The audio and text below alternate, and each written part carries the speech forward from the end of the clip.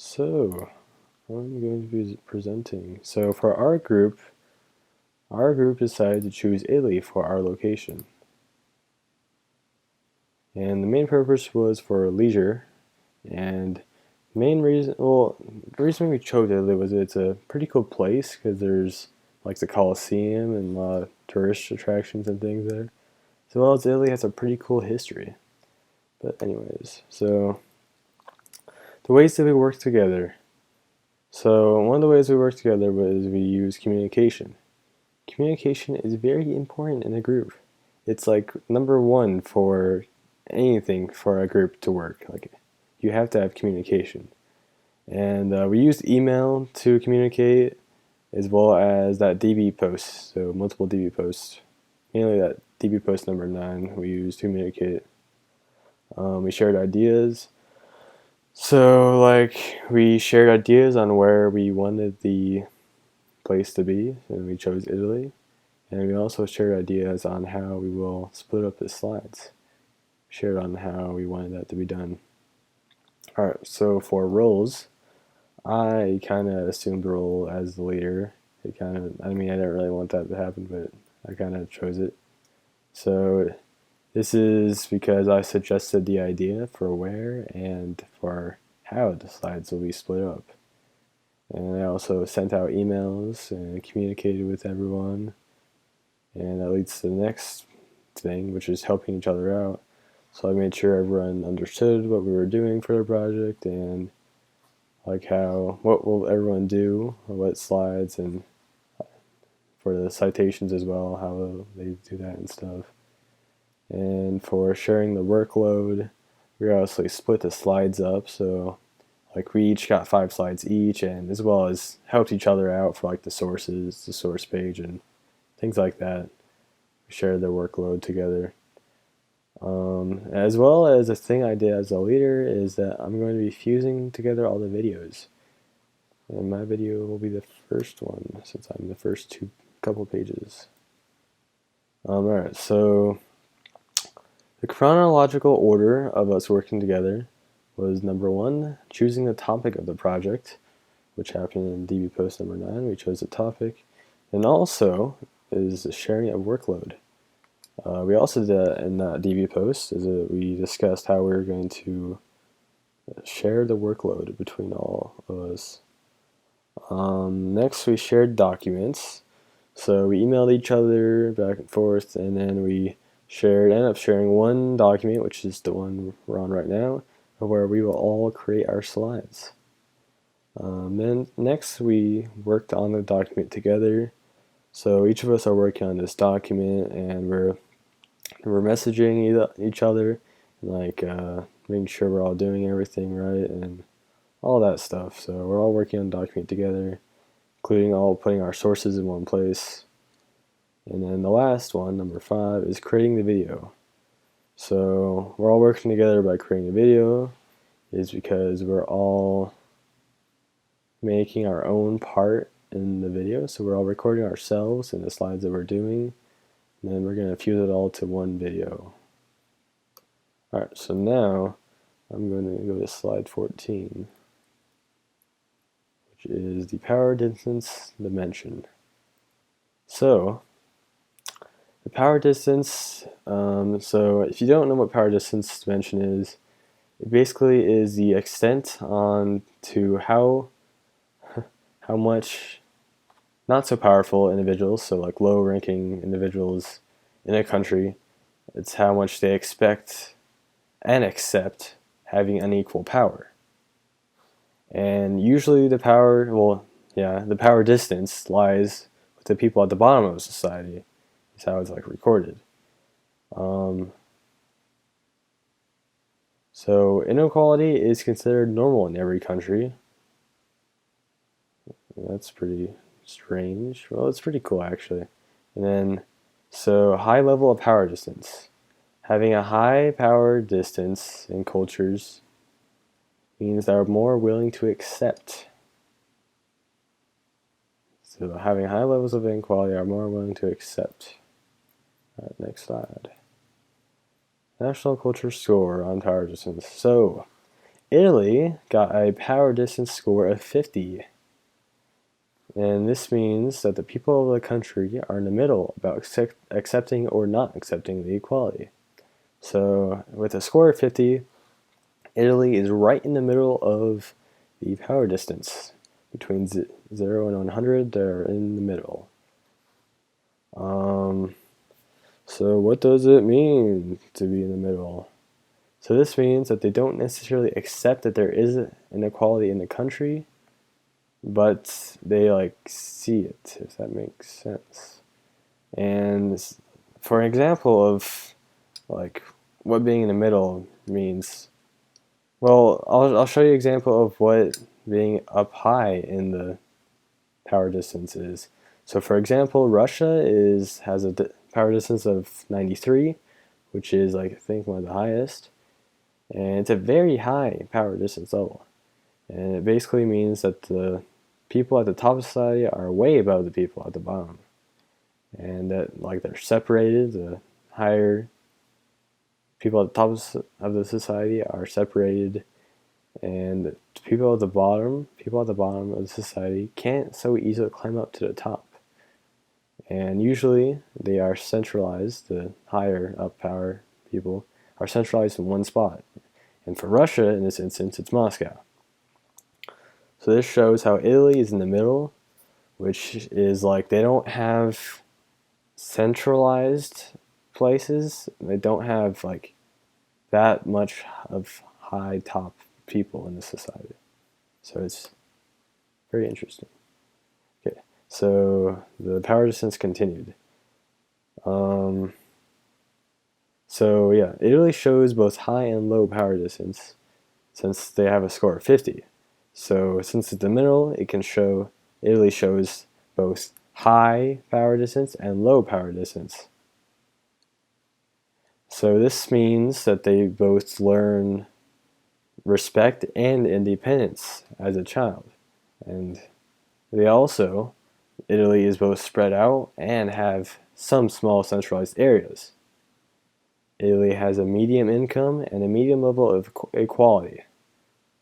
And since Italy is a republic, the people do have power to vote and they elect representatives to govern. So, like, they do have some power. Each person has some power because they vote on who to govern, who to make the decisions in their state and country.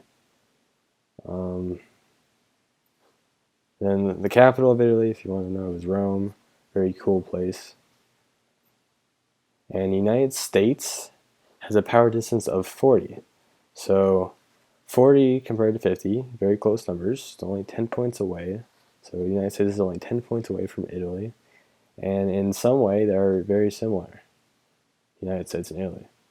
So although the United States is very unique because we're like a giant mixing pot. There are so many different cultures that are in the United States because immigrants come in here and they spread their culture to everyone. And we just have so many cultures in here. We're so unique. The United States is very unique. Alright, and then that's all for my slides. Let me go to the citation pages, sources. So since I'm the first one making the video, we have not done the other sources. So it might be changed from 6 and 7. But anyways, my 6th one, so for United States power distance and Italy's power distance, is right there. First one, 6.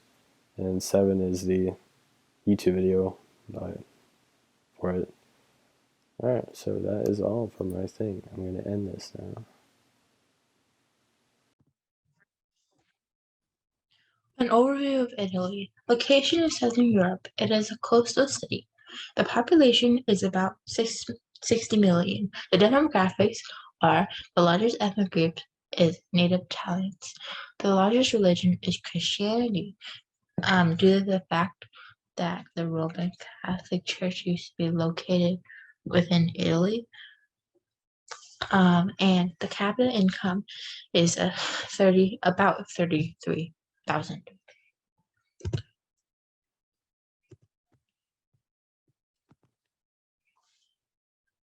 The average age in total is 45, but with men it is 45.5, and with women it is 44.5.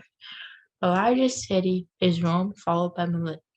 The area is about 300,000. The capital is Rome.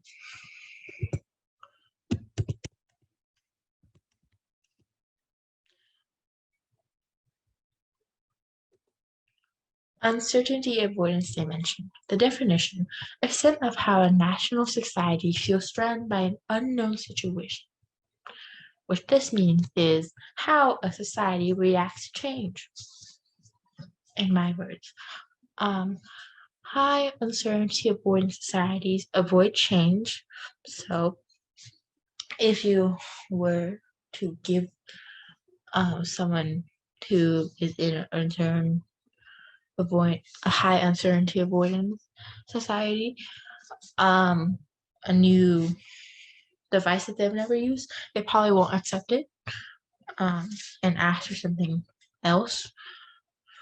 And they like rules, um, and they're xenophobic, which means that they don't accept new cultures or new people.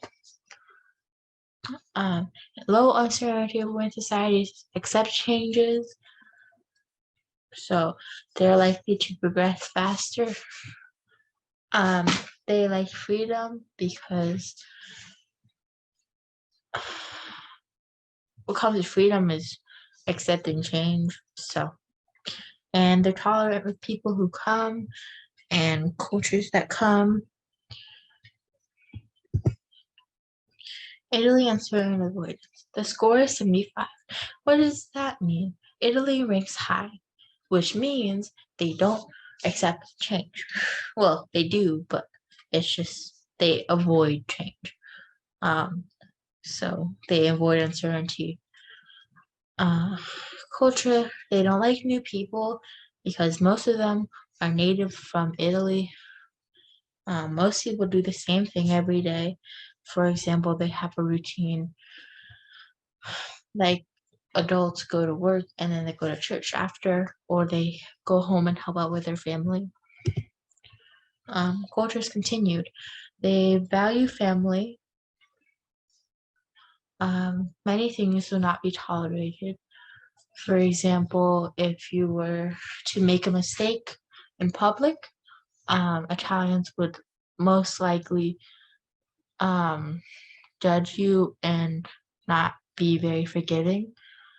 Unlike in the US, where if you were to make a mistake and they know that you're not from the US, they'll probably give you a chance or two to fix what you did.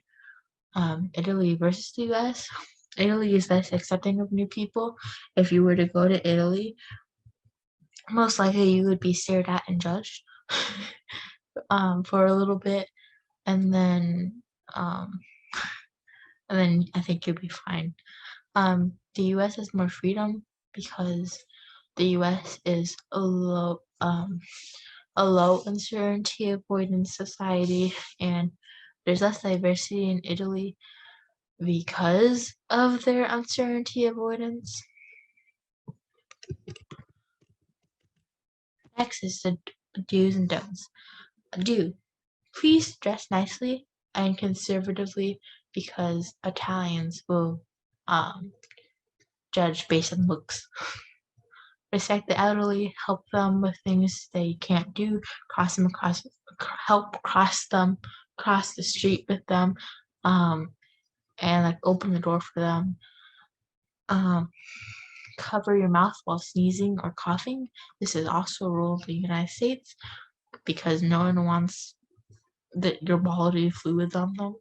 And remove hats indoors. Don't be rude in public. This is pretty explainable because this is just everywhere. Don't forget your table manners.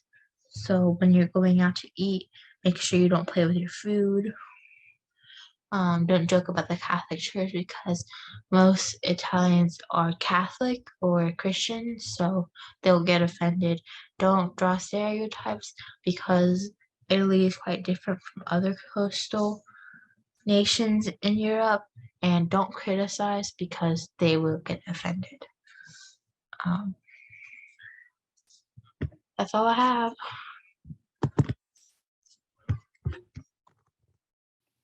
In 1970, Gerd Hofstede, who was a Dutch psychologist, developed dimensions of national culture.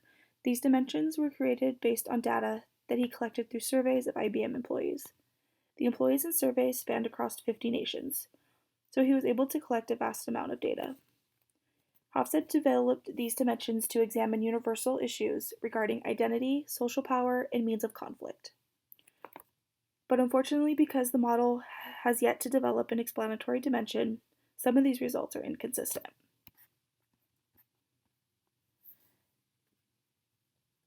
There are a total of 6 dimensions of national culture, but today we'll be discussing 4. Power distance, collectivism versus individualism, femininity versus masculinity, and the 4th one being uncertainty avoidance. The other 2 that we will not be discussing today are long-term versus short-term and indulgence versus analysis, and these were introduced by Gerd Hofstede and Michael Minkoff in the 2010 edition of Hofstede's book. Today I will be discussing individualism versus collectivism. In a 10-minute video on YouTube, Gerd Hofstede explains that he chose collectivism and individualism to describe the difference between national societies. He goes on to describe individualism as a society in which individuals tend to be loose, where everyone is expected to look after themselves and also their immediate families, which would be mother, father, and children. Upon reviewing the country comparison tool, it gave the definition of individualism as the degree of interdependence a society maintains among its members. Again, in the 10-minute video explanation, Hofstede explained collectivism as a society in which individuals, from birth and onward, are part of a strong in-group, which usually means family, sometimes extended family. It could be a village society or even a tribe.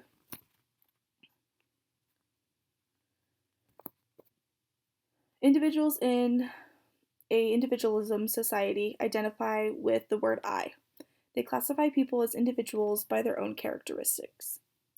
Whereas individuals who identify with the collectivism society usually identify with we and classify people by in or out groups. As you can tell, they are quite opposite of each other, but a key characteristic to tell the two societies apart is harmony. A collectivism society will always have harmony, even if it's falsified, because showing anything other than harmony will show a weakened in-group, and they wouldn't want that. A couple examples of societies classified by individualism would be the United States, Australia, and most European countries. And then a couple examples of collectivism societies would be India, Japan, Russia, China, and Mexico.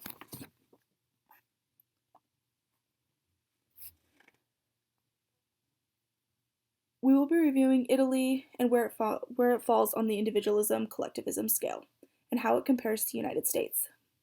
So Italy has a score of 76, which indicates an individualism society. Their culture is centered around me and taking care of him or herself, and of course their immediate family. Although southern Italy is observed to have less individualistic behavior than the north.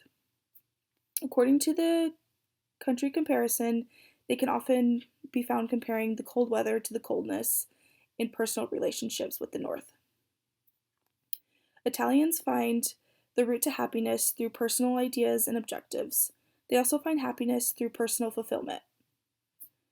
They also find that staying close to friends and family are an important antidote to feeling not so alone in the big rich cities. United States and Italy both fall under individualism societies. Italy has a score of 76, and the United States falling a little higher on the score of a 91. Americans tend to live for the idea of liberty and justice for all, while only looking out for themselves and their immediate families. Americans also tend to be very business oriented, so interacting with one another on a deeper scale tends to be more difficult for most people. Whereas Italians love being in social situations, they love attending events such as weddings and Sunday brunches, where they can be around their friends and family. And they even go as far as trying their hardest to make each and every social event that they are invited to.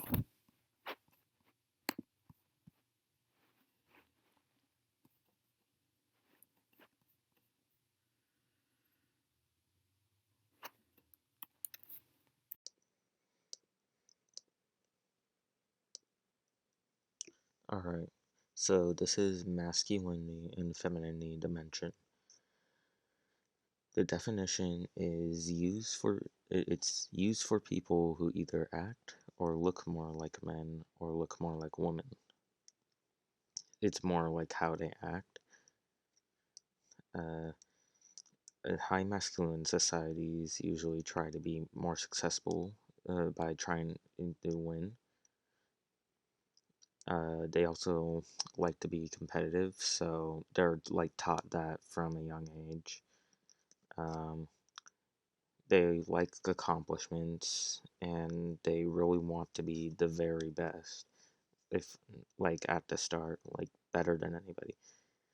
Low masculine or feminine societies prefer life quality in life, taking care of one another. Um, they usually like blending in and not being out in the crowd, like standing out. And they like living life as it is. So the natural culture scores on masculinity and femininity. The score was a 70. What it means is um, that Italy is more masculine than feminine. It's also it means that it's a competitive society. So, and they're like I said in the last slide, they're taught that from a young age. Um, if they were basically um they liked cool cars, houses, all that cool stuff. So and it was expensive. So if they believed that if they were rich, then they were successful.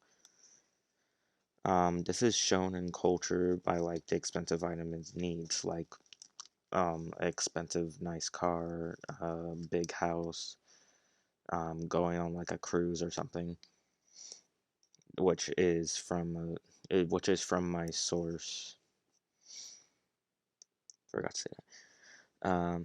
In natural culture score on masculinity and femininity continued.